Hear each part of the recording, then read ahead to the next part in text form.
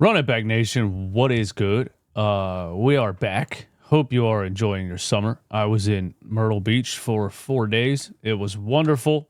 And I'm back, and I decided let's go ahead and see if there's any Sixers news to talk about. I also posted a video on my other channel titled DJ Eastwood TV. Link is in the description. I was reacting to that Raja Jackson assault on a wrestler, and it's absolutely insane.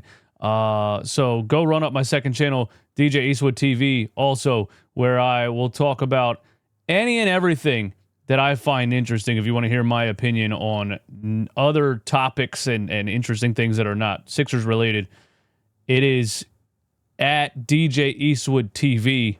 The link to that is in the description, or I can put it on the screen somewhere here. Thank you for all the love on my second channel. Again, it's DJ Eastwood TV. But I also sat down and said, let's see if there is any Sixers stuff we could talk about. And there is. We have the Jared McCain interview on Sports Illustrated. And then the little Anfernee Simons rumors that I'm probably a couple days late on. But I want to give you my opinion on all of it. And I want your opinion in the comments. And hit the like button for me one time. Give me 1 million likes. Here's the quote. It was posted by Sixers Galaxy from an interview with Jared McCain in Sports Illustrated. Coming in as a rookie, you never know. Well, here's a short quote, okay? And then it says via Declan H. So I'm like, who's that? Temple University alum, 76ers on Sports Illustrated, and City Extra, Manchester United news coverage also. So I go to this muckrack link that he has in his Twitter page. Sixers rising star opens up about a relationship with Joel Embiid. And finally, I land on a Sports Illustrated article written by Declan Harris.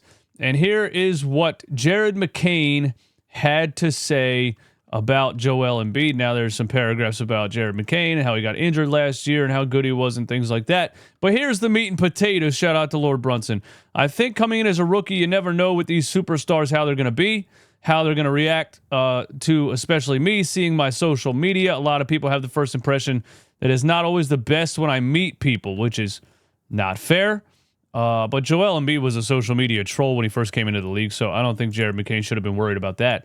But for him, it was just he was way more chill than I thought he was going to be, and that's when I first met him. I think seeing him throughout the season, seeing what the media says, and then actually talking to him in person, it's like he's just misunderstood in a lot of ways. Is Joel Embiid misunderstood? Now, I don't really know what he's referencing when it says seeing what the media says. Maybe he's referencing what the media of other sports teams says, which is that he's a dirty player and he purposely injures guys. And obviously the New York Knicks hate him because of the Mitchell Robinson takedown and things like that. But Joel Embiid has also had cheap shots on him as well that have injured him. And that is mostly other teams just hating the fact that Joel Embiid, when healthy, will drop 70 points in your face, and there's nothing you could do about it. And teams like that, like the Knicks, they hate Joel Embiid. They chant "fuck Joel Embiid," and then in the same instance, they post Joel Embiid jersey swaps in a Knicks jersey every time there's trade rumors because they really want Joel Embiid. That's what they want. On that topic, I will say, I'm realistic. And I like to be honest, and I like to keep it real. There's also Sixers fans that defend Joel Embiid's not so great actions like the Mitchell Robinson takedown and other things like that.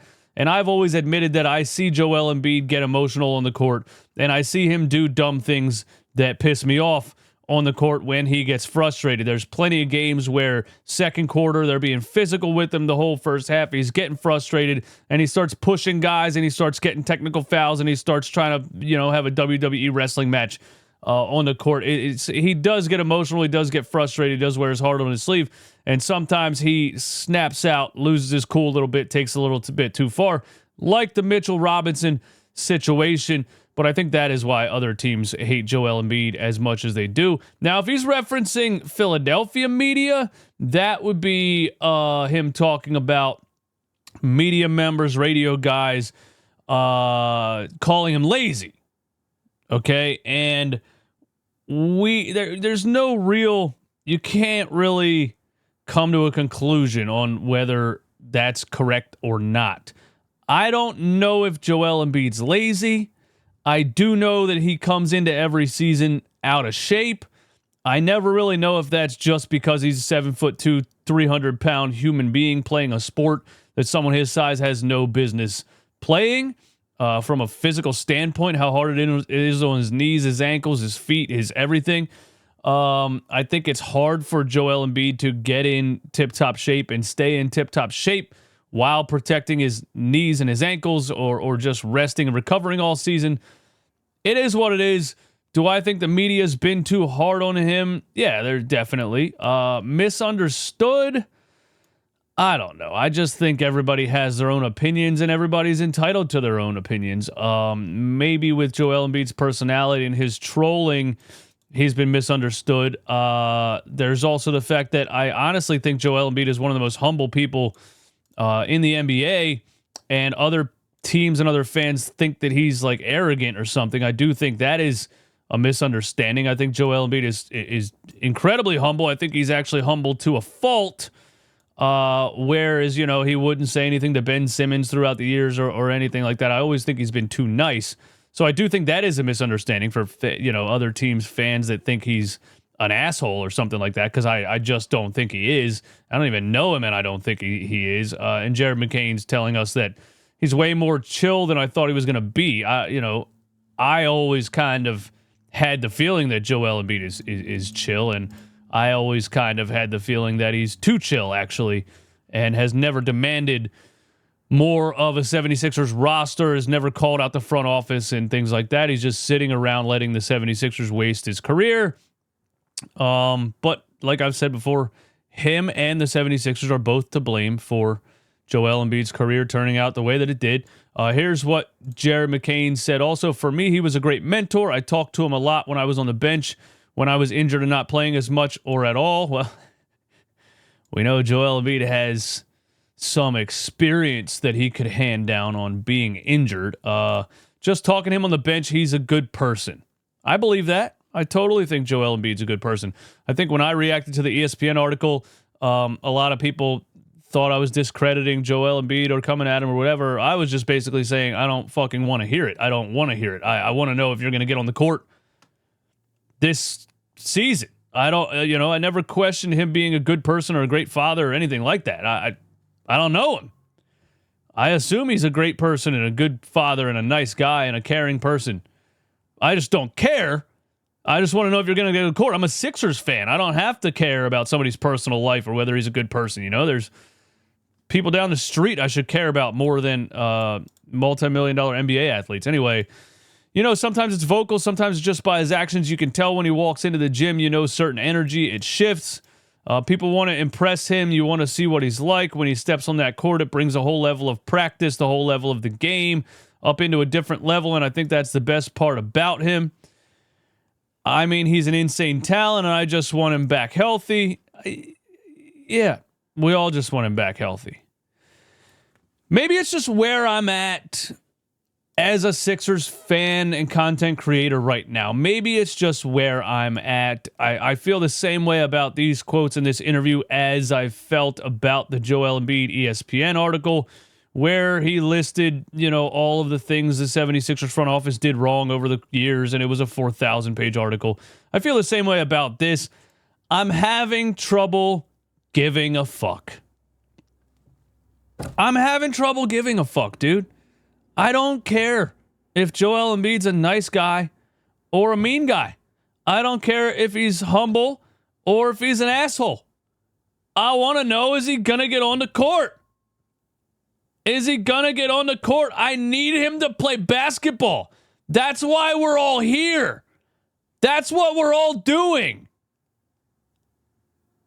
You know what I'm saying?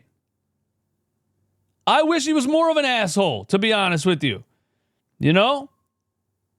There's these talents that you just can't pass up on, and much like I feel like the Sixers are going to regret passing on Ace Bailey, he might be an asshole, but how good is he?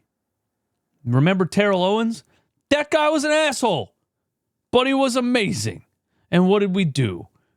We sided with poor, crying on the field, throwing up in the Super Bowl Donovan McNabb, and Terrell Owens went away. I don't know why I got on a little tangent like that, but that's just, I guess, how I feel about this article. What else we got to talk about, man? Okay, also on Sixer Galaxy, they posted the question, should the emerging Quentin Grimes or the second-year Jared McCain start next to Tyrese Maxey for the Sixers this season? Me personally, from a roster construction standpoint, I think Jared McCain is the only point guard on the team. I think he's the only guy that has point guard tendencies, that can handle the ball through a pick and roll while surveying the court and running the team from the top of the key, which allows Tyrese Maxey to run free as a second option shooting guard, one of the fastest guys in the NBA, in more of an Allen Iverson type role to take advantage of his elite scoring talent and take some of the responsibility of being a facilitator off of Tyrese Maxey so he can focus on scoring. I think Jared McCain is the guy that fits that. So then I think Quentin Grimes should come off the bench. And if Quentin Grimes is only going to sign the 1-year deal because he wants a bigger contract or he wants to become an unrestricted free agent this upcoming offseason, then I think Quentin Grimes should come off the bench. I personally think it should be Jared McCain at point, Tyrese Maxey at shooting guard, and then we need some more size at the small forward, power forward position. Maybe it's Kelly Oubre and Paul George. We'll see. But that's what I think. What do I think Nick Nurse is going to do? I think Nick Nurse is going to start Tyrese Maxey and Quentin Grimes. And I think Jared McCain is going to come off the bench. I also don't entirely hate that if Nick Nurse is going to stagger these players to take advantage of all of the combinations that he can put on the floor with the Maxey McCain combination, the Maxey Grimes combination, the McCain Grimes combination. I don't hate it, and I think Jared McCain's flat out ability to get buckets. You know, Tyrese Maxey even needs to be put in situations to get buckets. He's not as much of a combo scorer, I don't feel like, as Jared McCain. Jared McCain can just flat out get buckets almost in any situation you put him in. So Jared McCain coming off the bench is also not a terrible thing because he's going to give you scoring off the bench in any lineup against any, defense that's really out there. This kid had 34-10 against the number one defense in the league last season. Cleveland Cavaliers fully healthy. So I don't think there's a totally wrong answer to this, but I would prefer Jared McCain at point and Tyrese Maxey at shooting guard. Is any of this sustainable for the future with the size limitations of these guys? I don't know. And then, then there's the question that where's VJ Edgecombe? I guess he's coming off the bench too. A lot of people think VJ is going to start because he's a number 3 pick. I don't think VJ is going to start. I can't see Nick Nurse starting VJ Edgecombe not just because he's a rookie, but with the size limitations of other players around him. I don't think it really makes any sense. Now on to this. This came out a couple days late on this too. But the Philadelphia 76ers and Denver Nuggets have reportedly shown interest in Anfernee Simons. And my first reaction was, is Daryl Morey mentally challenged? Does he have some kind of issue? Does he have CTE? Is he on the spectrum? Is he drunk? Is he a raging alcoholic? If I was looking at what somebody looks like who is not a raging alcoholic, and then I look at Daryl Morey, I know what side I'm leaning to. But anyway, the only real possible way I think that this is true, if the Philadelphia 76ers and if the Philadelphia 76ers showing interest in Anfernee Simons, the only way this is true is if it is a trade for Quentin Grimes. It's the only way that it's true. The 76ers, if Quentin Grimes is expressing that he doesn't want to be here long term, they should be interested in trading him. They should be interested in trading him to not let him walk for nothing. If his goal is to sign the 1-year, $8.7 million team offer, the qualifying bird rights offer, and then become an unrestricted free agent next season. They should be interested in getting something in return for him.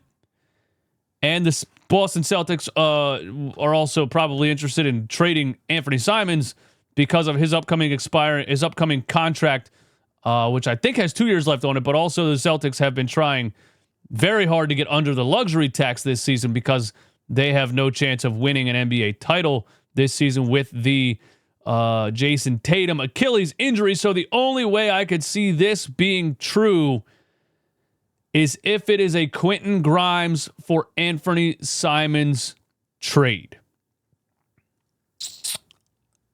I think that's all I got on the Sixers today, man. Thank you guys for hanging out, and I'll see you very soon.